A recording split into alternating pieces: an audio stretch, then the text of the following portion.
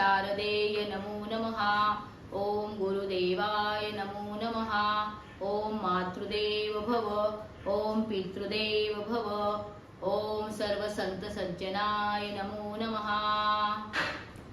ज्याच्या नामे जीव तरती, ज्याच्या नामे जीव तरती, विठोबाराया विठोबाराया माझा पंढरी राया, विठोबाराया माझा पंढरी राया। ज्ञान अमृत पाजिले ते ज्ञानोबाराया, ज्ञान अमृत पाजिले ते ज्ञानोबाराया, ज्ञानोबाराया माझा तुकोबाराया, ज्ञानोबाराया माझा तुकोबाराया। नमस्कार श्रोते माय बाबा हो, आज माझ्या प्रवचन रूपी सेवेला मी आता सुरुवात करत आहे। तर माझ्या प्रवचन रूपी सेवेचा आजचा विषय आहे पैसा आणि त्याच्यामध्ये लपलेले अनर्थ। पैशामागे कोणकोणते अनर्थ आहेत, आज ते बघणं मला, ते सांगणं मला अत्यंत गरजेचं वाटायला लागलेलं आहे। म्हणून आज मी प्रवचन रूपी सेवेसाठी हा मुद्दाम विषय घेतला आहे। तर पैसा ही अशी गोष्ट आहे की या पैशासाठी या सर्व माणसं अशी तडफडत आहेत। जो तो पैसा पैसा करतो, पैशासाठी माणसानं नातीगोती विसरली, मागच्या प्रवचनात तुम्हाला मी सांगितलं आहे। पण ह्या सगळ्या पैशाच्या मागं, धनाच्या मागं कशी माणसं वेड्यासारखी धावत सुटलेली आहेत, हे आज मी तुम्हाला संत विचारातून सांगणार आहे। माझं प्रवचन आहे ना, हे ज्ञानोबा, तुकोबा, नाथ महाराज यांच्या विचारांवरूनच अभ्यास करून अल्पशा मतीने मी सांगण्याचा हा प्रयत्न करत आहे। तर पैसा माणसाच्या जीवनाचा सर्वनाश करतो। पैसा म्हणजे काय? तर पैसा म्हणजे ती अति गोष्ट आहे की ज्याने माणसाला लोभ सुटतो। अहो, या पैशापायी अशी कितीतरी माणसं आहेत, किती बर्बाद झालेली आहेत, पण माणूस पैसा सोडत नाही।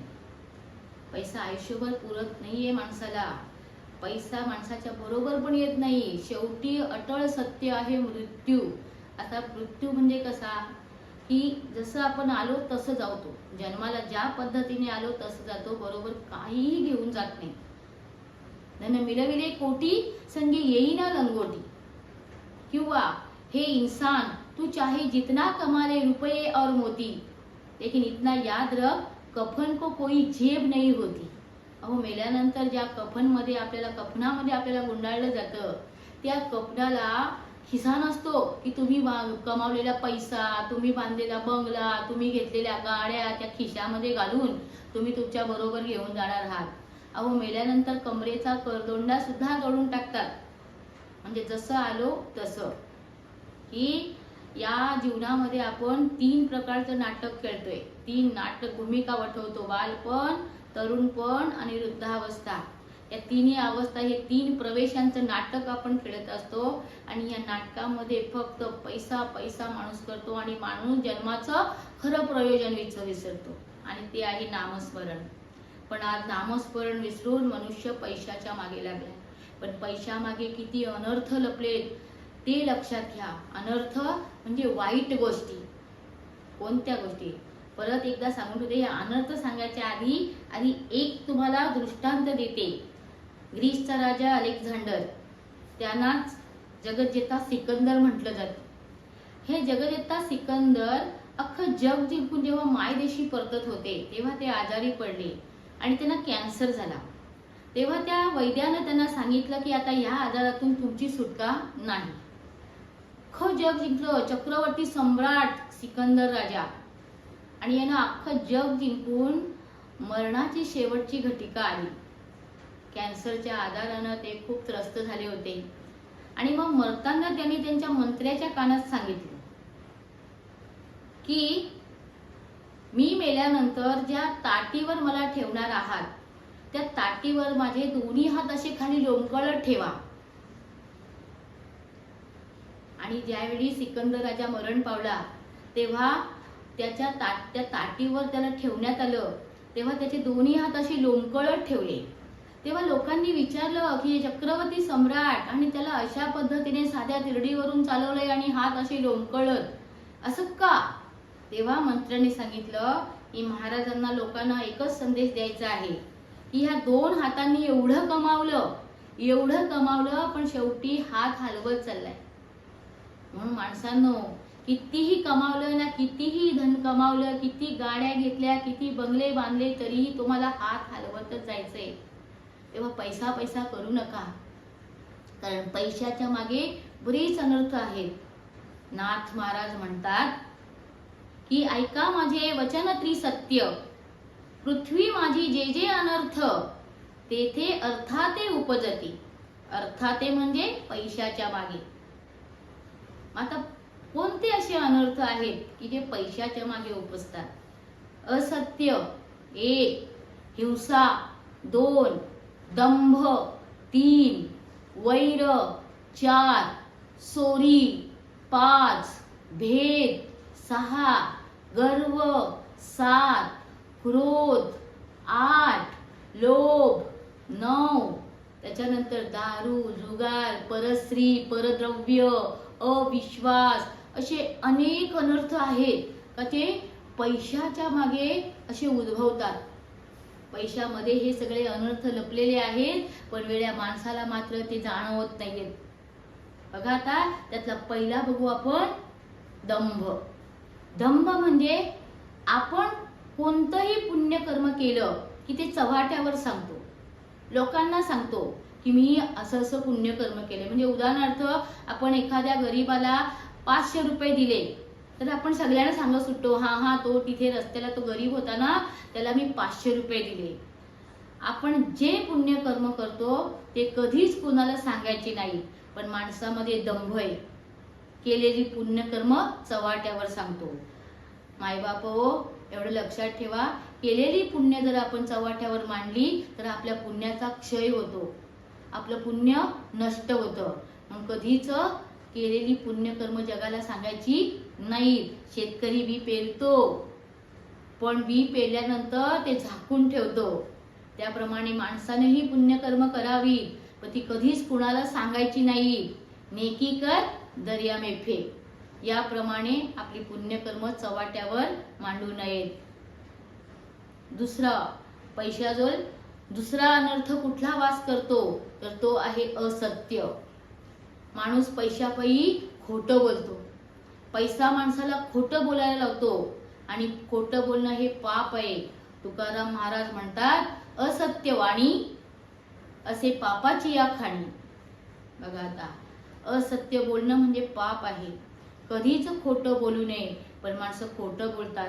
एखादा अडचणीचा माणूस घरी पैसे मागायला आला असेल, त्याला नितांत गरज आहे पैशांची, पण पैसे मागायला आला असेल ना, घरात पैसा असूनही बोलतात, अरे माझ्याकडे विष खायला पैसे नाही. अशी लोक खोटं बोलतात. तो कर्ता पुरुष बोलतो, पण त्याचा मुलगा बोलतो, त्याची बायको बोलते, त्याची मुलगी बोलते, म्हणजे संबंध कुटुंब खोटं बोलतं. खोटं बोलणं हे महापाप आहे. महाभारताच्या वेळी जेव्हा कुठलाच परिणाम दिसत नव्हता, तेव्हा भगवान श्रीकृष्ण म्हणाले, अरे युधिष्ठिरा, तुला आता खोटं बोलावं लागेल. युधिष्ठिर बोलतो, नाही मला जमणार नाहीये, मी आयुष्यभर सत्य बोललो म्हणून लोक मला धर्मराजा म्हणतात, मी खोटं बोलू शकत नाही.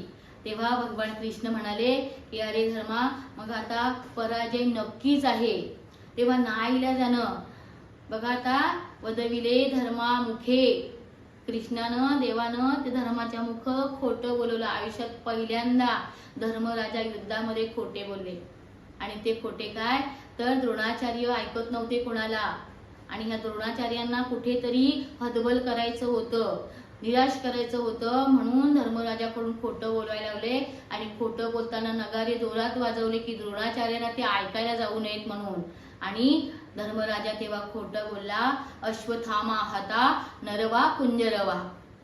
अश्वत्थामा मेला, पण हत्ती की माणूस मला माहिती नाही. अर्ध सत्य बोलला. जीवनामध्ये पहिल्यांदाच धर्मराजा पूर्ण जीवनात एकदाच खोटे बोलला, तो पण अर्ध खोटं बोलला. म्हणून ज्यावेळी स्वर्गारोहण होताना या धर्मराजाच्या पायाचा अंगठा गळून पडला. जीवनामध्ये एकदा खोटं बोलल्यानंतर धर्मराजाची ही अवस्था होती, तर आपण तर आयुष्यभर खोटे बोलतो. आपली काय अवस्था होणार आहे या गोष्टीचा विचार करा. कारण माणूस पैशापायी खोटं बोलायला लागलेला आहे. जो माणूस खोटं बोलत नाही, नेहमी खरं बोलतो, तर तिथे पांडुरंग परमात्मा तिथे वास करतो. खरे बोले जरी फुकाचा जोडे हरी. म्हणून माणसानं सतत देवाचं नाव घ्यायचं, नेहमी सत्य बोलायचं. आयुष्यभर सत्य बोलणाऱ्याजवळ स्वतः देव येऊन त्याला भेटतात. त्याच्यानंतर पैशाचा तिसरा अनर्थ आहे वैर. वैर म्हणजे दुश्मनी. माणसामध्ये पैशापायी वैर निर्माण होतं. वैर कधीच कुणाबरोबर करू नये. तुकाराम महाराज म्हणतात, वैर ऋण हत्या हे तो न चुके न देता. म्हणजे वैर, ऋण आणि हत्या हे कुठल्याही पश्चातापानं फेडले जात नाहीत. ही गोष्ट लक्षात ठेवा. एक रामदास स्वामी म्हणतात, कुणाचा उपकार घेतले असेल तर ते ठेवू नये, कुणाचे उपकार घेऊ नये आणि घेतला तर ठेवू नये. म्हणजे कुणाकडनं कर्ज घेतलं असेल तर ते ठेवायचं नाही. कोणी उपकार आपल्यावर केले असतील तर त्याची परतफेड करायची. आणि जर आपण कुणाचे कर्ज घेतलेलं आहे तर पुढच्या जन्मी आपण जर ह्या जन्मी त्या माणसाचं कर्ज फेडले नाही तर पुढच्या जन्मी त्या माणसाच्या दावणीचा बैल होतो आपण आणि त्याचं कर्ज फेडतो, असे तुकाराम महाराज म्हणतायत. त्याच्यानंतर जर आपण कुणाबरोबर वैर केलं तर पुढच्या जन्मी तो माणूस साप होतो आणि आपण जिथे कुठे असू तो नेमकी आपल्याला चेवून चावतो. कितीही आजूबाजूला माणसं असली तरी तो नेमकी आपल्याला, म्हणजे ज्याच्याशी आपण वैर केले तो साप होतो पुढच्या जन्मी आणि आपल्याला येऊन चावतो. म्हणून वैर कुणाबरोबर करायचं नाही. आणि आता हत्या. हत्या अशी आहे ना की हिंसेचा प्रकार आहे. हिंसा म्हणजे पैशाचं निवासस्थान आहे. इथे पैसा आहे तिथे खून, मारामाऱ्या, भांडणं होत असतात. आणि हत्या म्हणजे ब्रह्महत्या. हे महापाप आहे, ब्रह्महत्येचं पाप. माणूस पैशापायी खून करतायत, मारामाऱ्या करतायत आणि या मारामाऱ्यांपायी माणसातली नाती दुरावलेली आहेत. फक्त ही केवळ एखाद्या माणसाचा खून करणं ही एक हिंसा नाही, तर हिंसा अनेक प्रकारच्या आहेत. आपण वाणीने हिंसा करतो, आपण मनाने हिंसा करतो, आपण शरीराने हिंसा करतो. म्हणजे कुणाला अपशब्द बोलणे, कुणाला अपमानाचा उपहासात्मक बोलणे, कुणाला अपमानास्पद बोलणे, कुणाच्या बद्दल चहाडी करणं, कुणाची निंदा करणं, कुणाला तोंड वेडवाकडं करून दाखवणं, कुणाच्या नावाने बोटं मोडणं. तर ह्या शारीरिक, वाचिक आणि मनानं केलेल्या ह्या सुद्धा हिंसाचे. तर अशा प्रकारच्या हिंसा होता कामा नयेत. पण पैशापायी अशा प्रकारच्या हिंसा होत आहेत. हे अनर्थ आहे. पैशाजवळ हा हिंसा सुद्धा एक अनर्थच आहे. दंभ, गर्व. आता गर्व, पैशामुळे माणसाला मध्ये गर्व चढतो, अहंकार चढतो. त्याच्यानंतर पैशाजवळ अजून दुसरा कुठला अनर्थ आहे तर तो आहे भेद. पैशामुळे माणूस भेद करतो. गरीब श्रीमंत असा भेद निर्माण होतो. पैसेवाला स्वतःला मोठा समजतो आणि गरीबाची निर्भत्सना करतो. गरीबाला तो कमी लेखतो. म्हणजे एक प्रकारचा पैशापायी भेद हा अनर्थ सुद्धा असतो. पैशापायी चोऱ्या होतात. हा एक मोठा अनर्थ आहे की माणसाला पैसा नितांत गरजेचा वाटायला लागलेला आहे की पैसा नसल्याने माणूस लाचार झालेला आहे आणि तो चोरी करायला लागलेला आहे. आणि चोरी करणं हे सुद्धा एक मोठं पाप आहे.